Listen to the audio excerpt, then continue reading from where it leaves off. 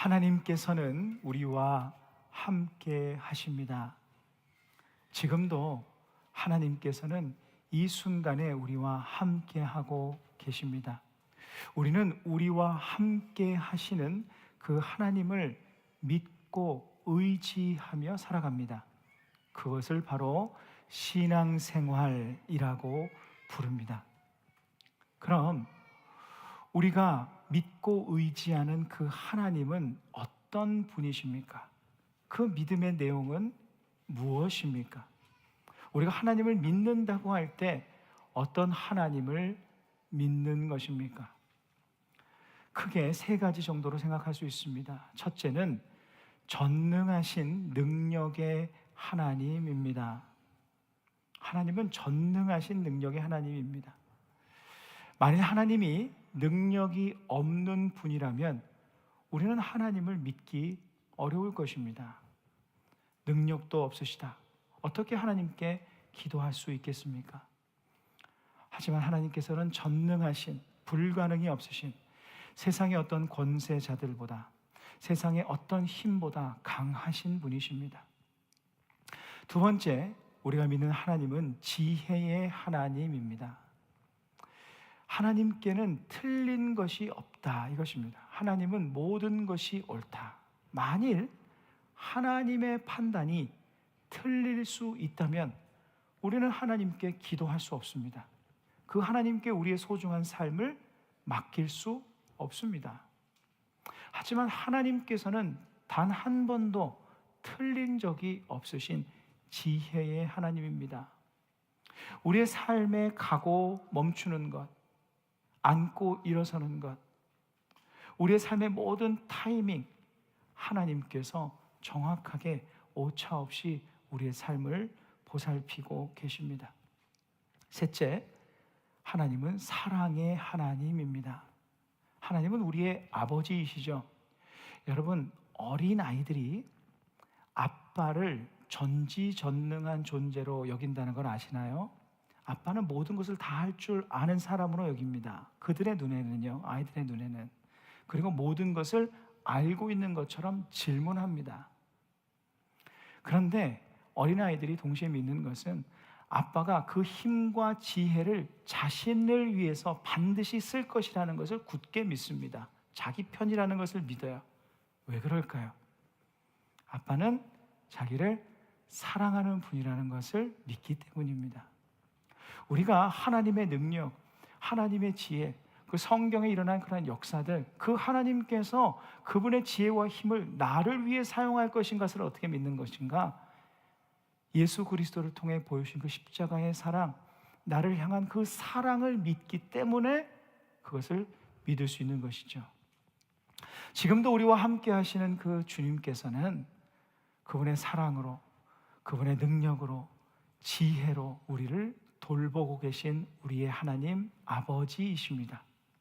이것이 우리의 믿음의 내용입니다. 그런데 그럼에도 불구하고 우리의 삶에는 이러한 믿음의 내용이 흔들릴 때가 있습니다. 전능하신 하나님께서 나와 함께 하시는데 세상의 힘, 세상의 어떤 파워가 내 삶에 더 피부로 가깝게 느껴질 때입니다. 지혜의 하나님께서 나와 함께 하시는데 세상적인 판단과 계산이 내게 더 유리하게, 유익하게 보일 때입니다. 오히려 내 삶에 손해만 가득한 상황을 만날 때입니다. 우리의 믿음이 흔들립니다. 또한 사랑의 하나님과 함께하는 내게 정말 하나님께서 나를 사랑하시는 것이 맞나 싶을 정도로 내게 어려움과 고난의 시간들을 허락하실 때입니다. 그럴 때는 우리 믿음이 참 많이 흔들립니다. 오늘 본문의 상황처럼 말이죠. 오늘 본문 사도행전 12장 1절에서 4절입니다. 그때에 헤롯 왕이 손을 들어 교회 중에서 몇 사람을 해하려 하여 요한의 형제 야고보를 칼로 죽이니 유대인들이 이 일을 기뻐하는 것을 보고 베드로도 잡으려 할세 때는 무교절이라 잡음에 옥에 가두어 군인 내식인 내패에게 맡겨 지키고 6월절 후에 백성 앞에 끌어내고자 하더라. 헤롯 왕은요, 로마가 이스라엘을 다스릴 때 이 이스라엘 지역, 유대 지역을 다스리기 위해서 로마 황제가 지명해서 세운 분봉 왕입니다. 그러니까 유대인들이 얼마나 싫어했겠습니까? 혐오하는 사람 중에 하나가 바로 헤롯 왕이었습니다. 더군다나 이 헤롯 왕은요, 그 출신이 유대 정통이 아닙니다. 유대 정통 그 역사의 뿌리를 보면 그 조상 가운데 야곱이 있지 않습니까? 그런데 그 야곱의 쌍둥이 형이었던 에서의 후손인 에돔 족속 출신이 바로 이 헤롯 왕이었어요. 그러니까 유대인들이 싫어할 뿐만 아니라 에돔 족속이 이스라엘을 많이 괴롭혔잖아요. 혐오하고 또 무시하는 겁니다. 정통이 아니다. 당신은 우리를 다스릴 만한 그런 자격이 없다. 이렇게 무시를 했습니다. 그 헤롯의 초유의 관심사가 무엇이었을까요? 유대인들에게 환심과 인기를 얻는 것이었습니다. 그래서 자신이 치리하는 데 도움이 될 수 있도록 정치적인 계산을 하는데 아주 혈안이 되어 있던 사람이 바로 이 헤롯 왕이었어요. 그런데 보니 유대인들이 예수님을 믿는 사람들을 눈의 가시처럼 생각하는 것을 보게 되었습니다. 알게 되었어요. 더군다나 예수님을 믿는 사람들로 구성된 예루살렘 교회가 폭발적으로 성장하게 돼요. 그뿐만 아니라 지난주까지 나눈 대로 이 이방인 지역에 있는 사람들까지, 이방인까지도 그들이 짐승 취급했던 그 사람들까지도 하나님을 알고 자기들의 전유물로 알고 있었던 그 하나님 말씀을 그들도 접하게 됩니다. 거기도 교회가 안디옥에도 교회가 생기게 돼요. 이 폭발적인 역사에 시기와 분노가 가득하게 됩니다. 이때다 싶어서 헤롯 왕이 꾀를 냅니다. 어떤 꾀를 내는가? 예루살렘에 있는 사람들 중에 그 지도자요, 당시 담임 목사였던 사도 야고보를 잡아서 칼로 죽이게 됩니다. 그런데 그 일을 보고 유대인들이 기뻐하게 돼요. 헤롯의 정치적인 계산이 맞아떨어진 것이죠. 여기에 힘을 받아서 이제 베드로까지 죽이려고 잡아 가두게 됩니다. 그것이 본문 전반부의 내용이에요. 야고보와 베드로가 어떤 개인적인 원한을 산 게 아닙니다. 죄를 지은 것도 아니에요. 아무 관계가 없어요. 헤롯이 자신의 계산에 의해서 정치적인 유익을 위해서, 이득을 위해서 이 야고보를 죽이고 베드로를 잡아 가둔 겁니다.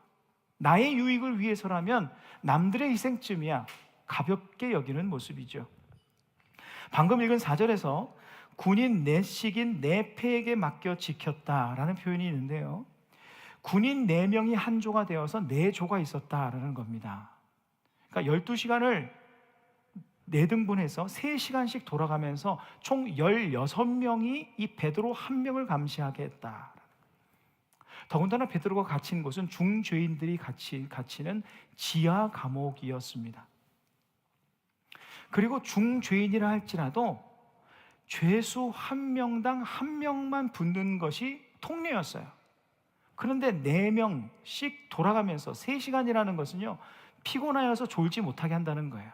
그러니까 쌩쌩한 군인들을 4명씩 16명을 붙인 겁니다. 그 4명을 어떻게 붙였느냐면 베드로의 양손에 쇠사슬을 묶고 그 군인이 양옆에 있어서 그 군인들의 손목에도 쇠사슬을 묶고, 오늘날로 말하면 수갑을 채우는 거죠. 그렇게 해서 일거수일투족을 감시하는 겁니다. 잠잘 때나 화장실 갈 때나 따라가는 거예요. 그뿐이 아닙니다. 감옥 문 밖에, 감옥 안에 같이 들어와 있는 것이고 감옥 문 밖에도 2명을 더 세우는 거예요. 그것이 끝이 아닙니다. 감옥 문을 나선다 하더라도 여러분 10절에서 보면 아시겠지만 첫째 파수, 둘째 파수 이런 표현이 있습니다. 파수꾼, 군인들을 또 세우는 거예요. 보초들을 세우는 겁니다. 감옥문을 나간다 할지라도 군인들 또 있는 것이고, 또 그걸 지나서 또 군인들이 둘째 파수까지 있습니다. 그것을 지나고 나서도 시내로 가는 길에 쇠문, 철문이 강력하게 잠궈져 있습니다. 한마디로 꼼짝마 이겁니다. 어디에도 도망갈 수 없어. 왜 이렇게 강력하게 그를 가뒀을까요? 반드시 베드로를 처형해야겠다라는 의지도 있었겠지만 아무리 그래도 그렇죠. 왜 그랬을까요? 사도행전 5장에 보면 베드로가 천사의 도움으로 탈출을 하게 되었던, 그 감옥에서 나오게 되었던 그 일을 헤롯이 알고 있었던 것이죠. 그러니까 다시는 하지 못하도록, 아마 헤롯은 이 정도 하면 하나님이라도 못 두를 거야. 이렇게 생각했던 것 같아요. 2명의 군사, 또 2명의 군사, 또 첫째 파수, 둘째 파수, 쇠문, 이 5겹으로 그를 에워쌌으니 그는 자신했을 겁니다. 근데 여러분, 오늘날 같으면 이런 것들이 있을 수 있는 일입니까? 이렇게 권력에 의해서 죄 없는 사람이 아무런 이유도 없이, 아무런 연고도 없이, 아무런 죄도 잘못도 없이 이렇게 잡힐 수 있는 것인가요? 오늘날 상상도 못하는 일이 그 당시에는 아무렇지도 않게 일어나고 있었습니다. 그런데 사실은요, 이런 일이 오늘날에도 많은 신앙인들에게 빈번히 일어나고 있습니다. 열심히 성실하게 신앙생활을 합니다. 양심대로 살려고 노력합니다. 능력의 하나님, 나의 삶을 인도하시는, 탁월한 판단으로 인도하시는 지혜의 하나님, 사랑의 하나님, 이 하나님과 동행한다는 믿음으로 용기 내어서 살아갑니다. 그런데 정작 내 삶의 모습은요, 헤롯과 같은 세상 앞에 열악한 상황과 환경에 의해 무기력하게 결박되어 있는 베드로의 모습과 같을 때가 많습니다. 하나님의 사람인데 사람들의 이기적인 계산에 의해서 손해보고 희생될 때가 있습니다. 내 힘으로 해결할 수 없는 문제의 감옥에 갇힙니다. 고통스러운 상황의 감옥, 절망의 감옥, 아픔의 감옥, 상처의 감옥에 갇혀서 그저 무기력하게 아무것도 할 수 없을 때가 있습니다. 아무리 노력해도 내 옆에 군사들이 나를 지키는 것 같고, 그걸 겨우 벗어나면 문 밖에 감옥 문 앞에서 간수들이 지키는 것 같고, 첫째, 둘째, 쇠문, 아무리 노력하고 애써도 아무것도 할 수 없는 것과 같은 그런 상황에 우리는 놓일 때가 왜 없겠습니까? 그 상황에서 할 수 있는 것이라고는 초대교회 성도들처럼 간절히 하나님 앞에 기도하는 것 하나뿐일 때가 있습니다. 그런데 여기서 반전이 일어나죠. 사도행전 5장에서 일어났던 일이 똑같이 일어납니다. 천사가 찾아옵니다. 그리고 베드로의 손에 묶여있던 쇠사슬을 풀어줍니다. 이 소리가 얼마나 컸을까요? 그러니까 모든 파수꾼들, 간수들을 천사가 다 곤히 잠들게 하는 거예요. 일어나지 못하도록 깨웁니다. 빨리 일어나라. 감옥문을 열립니다. 첫째 파수를 그대로 지나게 하고, 둘째 파수를 다 지나게 하고, 쇠문이 저절로 열려서 완전히 풀려나게 됩니다. 베드로는 이게 꿈인 줄 알고 있었다라 이렇게 기록합니다. 하나님께서 보내신 천사에게 이끌려 바깥까지 나올 때까지 이것을 그냥 꿈으로, 그냥 비몽사몽간에 나왔다, 이런 것이죠. 천사를 따라 마지막 쇠문까지 나오고 천사가 지난 후에야 정신이 번쩍 들게 됩니다. 그리고 이제 불이 나게 자기가 이게 풀려난 것을 알게 되고 성도들이 모여있는 마가의 집에 가게 됩니다. 그 집에 갔더니 성도들이 모여서 간절히 기도하고 있었습니다. 오늘 본문 마지막 절 12절 말씀을 우리 함께 읽겠습니다. 깨닫고 마가라 하는 요한의 어머니 여러 사람이 거기에 모여 기도하고 있더라. 아멘. 그것이 얼마나 귀한 모습입니까? 몇 주 전에도 우리가 나눴지만 우리의 기도는 하나님께서 역사하시는 역사의 통로입니다. 하나님께서는 우리의 기도를 통해 역사하십니다. 하나님께서는 기도하는 자를 그분의 동역자로 삼으십니다. 기도의 능력은 어마어마한 것입니다. 우리는 이 기도를 과소평가해서는 안 됩니다. 하나님 앞에 매일 10분이라도 기도하는 사람과 하나도 하지 않는 사람은 어마어마한 차이를 갖게 됩니다. 그런데 다만 오늘 본문의 내용은 기도하면 응답받는다 이런 내용은 아닙니다.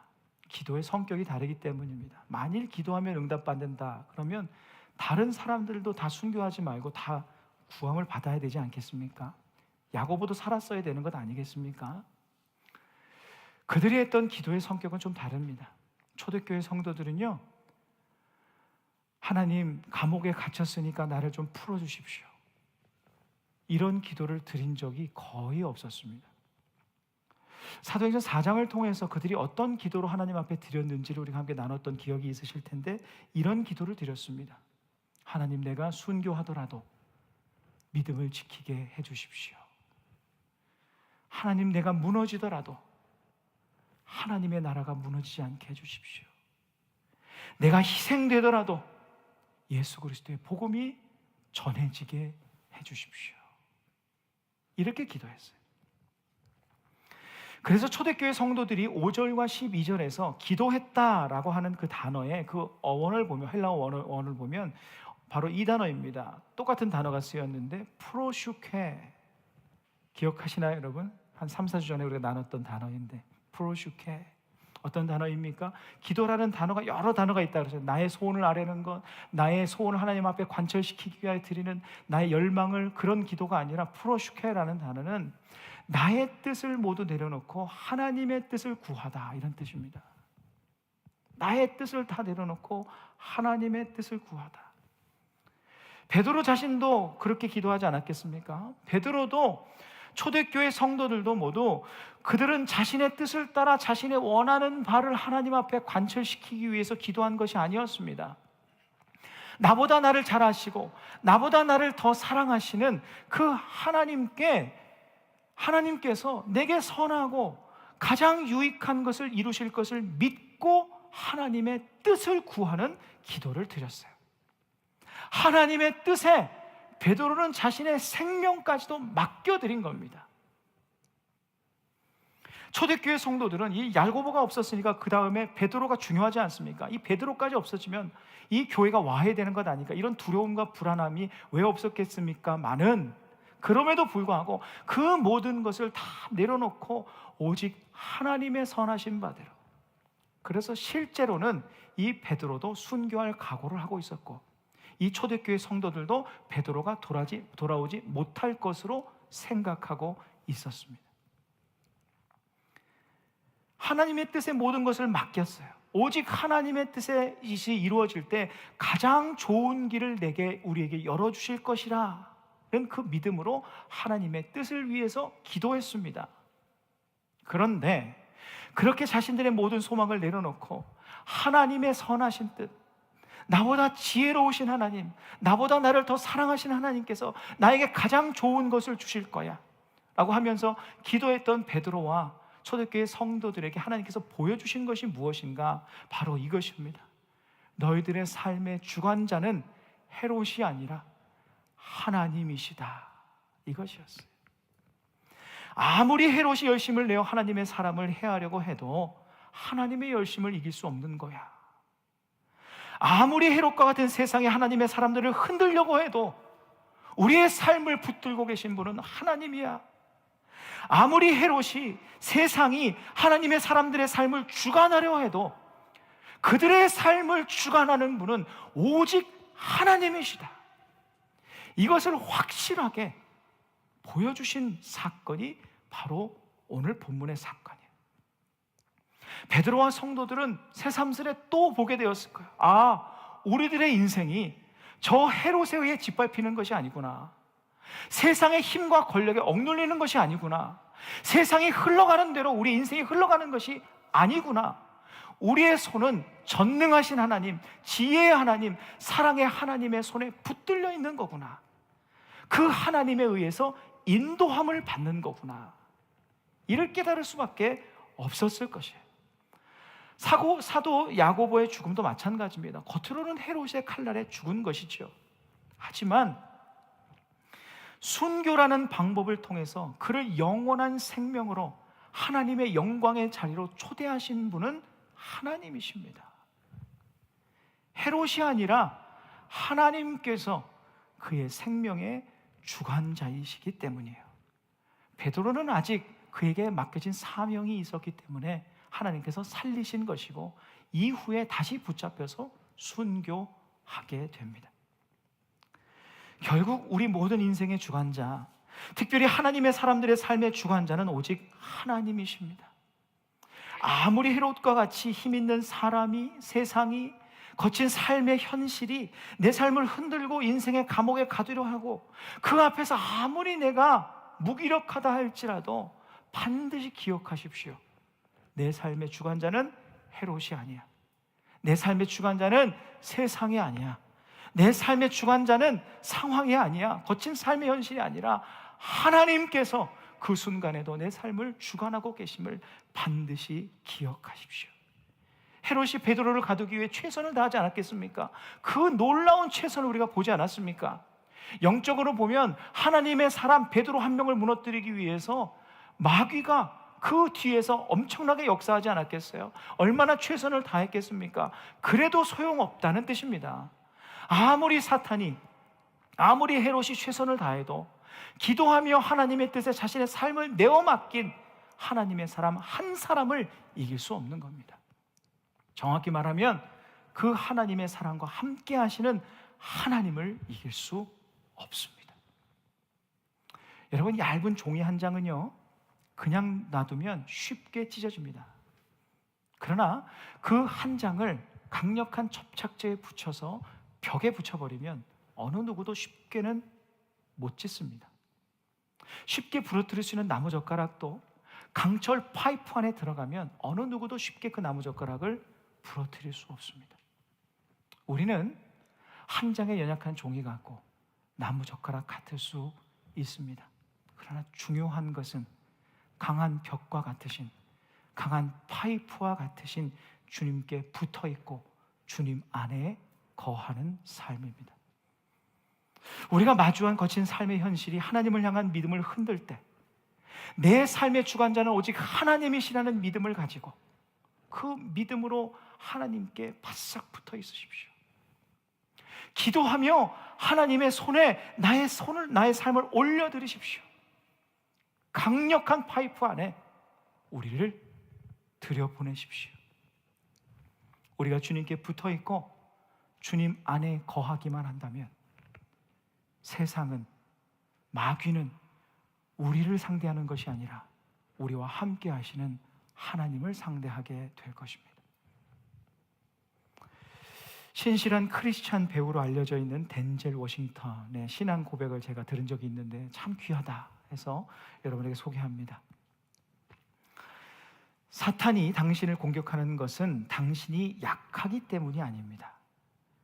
당신이 위협적이기 때문에 공격하는 것이죠. 당신 안에 뭔가 소중한 것이 있기 때문이에요. 도둑은 빈집을 털지 않는다는 것을 기억하세요. 사탄은 당신을 무너뜨릴 수 없기 때문에 이제 당신을 지치게 하려는 겁니다. 그러니 절대 포기하지 마세요. 곧 당신에게 유리하도록 상황이 바뀔 테니까요. 하나님은 당신이 지치고 피곤하다는 것을 아십니다. 그분을 최우선으로 하고 신뢰하세요. 그분이 길을 만드실 거예요. 결과가 불확실하더라도 당신의 하나님을 믿으세요. 그분이 당신 곁에서 당신과 함께 하십니다. 그리고 그분이 합력하여 선을 이루실 것입니다. 우리가 믿는 능력의 주님, 사랑의 주님, 지혜의 주님이 우리와 함께하는 이상 우리는 결코 약한 존재가 아닙니다. 사랑하는 성도 여러분, 그러므로 헤롯과 같은 세상을 살아가는 우리에게 필요한 것은요, 믿음의 용기입니다. 베드로가 인간적으로 상황을 바라봤더라면 얼마나 두려웠겠습니까?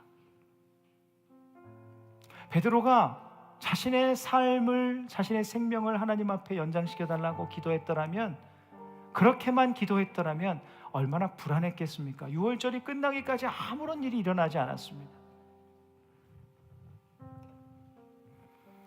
그러나 여러분, 크리스천이 가져야 될 믿음의 용기는요, 마음을 다잡고 강하게 마음 먹는 것이 아닙니다. 이것은 세상 사람들도 가끔씩 할 수 있는 겁니다. 크리스천이 가져야 될 믿음의 용기는 무엇인가? 오히려 자신의 삶을 주관하시는 하나님을 믿고 하나님 앞에 나의 삶을 내어 맡겨드리는 용기입니다. 그래서 오늘 본문에서 베드로의 가장 용기 있는 모습이 무엇인가 제가 찾아봤더니 이것이더라고요. 베드로가 고운하게 잠들어 있는 그 모습. 저는 이 모습이 너무나 멋집니다. 이날이 언제인 줄 아십니까? 처형당하기 직전. 어떤 하나님의 역사도 일어나지 않습니다. 어떤 응답도 이루어지지 않은 것 같습니다. 얼마나 곤히 잠들었는지 천사가 그를 쳤다고 그러는데, 쳐서 깨웠는데 이 쳤다에 쓰인 언어를 보면 폭력적으로 강타다, 완전히 골아떨어진 거예요. 그러니까 하나님께 모든 것을 다 맡기고 그냥 자기는 평안하게 잠들어 있었던 거예요. 얼마나 멋진 믿음의 용기의 사람입니까? 용기란 스스로 힘을 내고 마음을 다잡는 것이 아닙니다. 내가 원하는 삶을 만들기 위해서 다시 한번 일어나는 거, 그거는 믿음의 용기가 아닙니다. 믿음의 용기란 나의 모든 것을 내려놓고 주님께 맡기고 살아가는 것이 믿음의 진정한 용기입니다. 우리에게는 이런 믿음의 용기가 필요합니다. 베드로에게 일전에 그런 믿음의 용기가 필요했던 적이 있었어요. 물론 많았죠. 그 중에 하나가 무엇인가? 물 위를 걸어오시는 그 주님을 바라보며 자신도 물 위로 걸어가는 그 용기였어요. 정말 대단하지 않습니까? 아마 베드로 전후에 그런 사람 한 명도 없지 않았습니까? 그가 스스로 마음을 다잡고 마음을 강하게 나는 할 수 있다, 이렇게 최면을 걸어서 용기를 낸 것이 아니었습니다.